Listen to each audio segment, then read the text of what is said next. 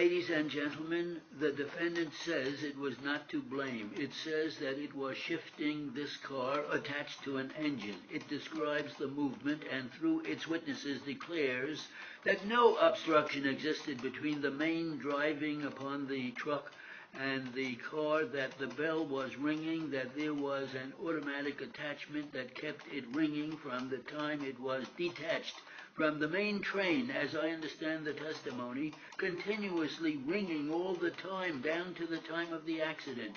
Now you have the testimony of a large number of witnesses called in behalf of the defendant. Of course, if the defendant was not negligent, it cannot be held for this accident.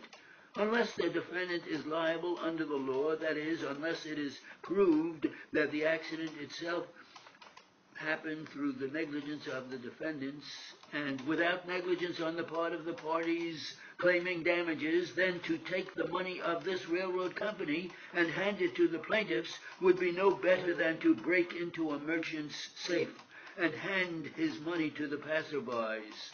We are engaged in a very responsible duty to decide whether we will take one man's money and hand it to another.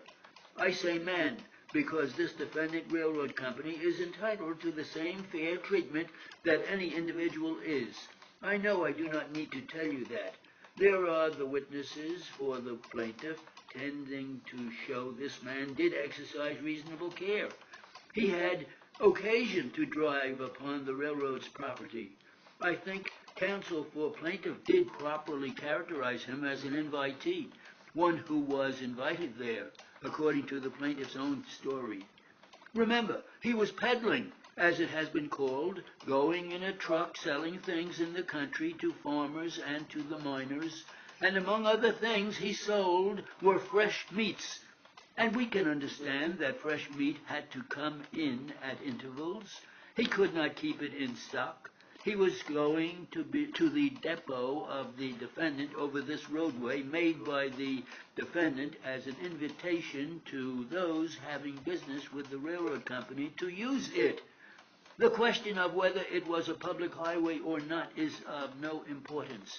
If it appears that the railroad company opened that road, which may have been entirely upon their own property, and invited those having business with the railroad company to use it, why, they are held to just as high a degree of care as if it were a public highway, so far as those using it doing business with the railroad company was concerned.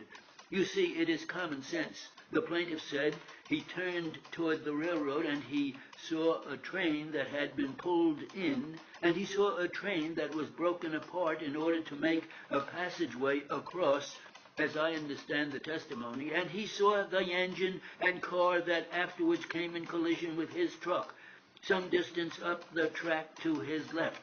But it was standing still, he said, and he did not hear any bell. Now, on that point, you have in mind the testimony is very contradictory. A number of witnesses swore pro and con on that question.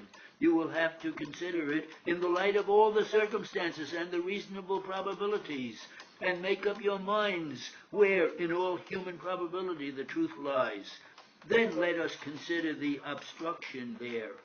The plaintiff says that he saw that engine and car at a standstill about as he drove behind an obstruction he says was 6 feet high, that cut off the view of that car and engine, and he was looking elsewhere to see that nothing was coming from the other direction, as any careful man would do in passing over a number of tracks near a depot where the trains stop, as they naturally do.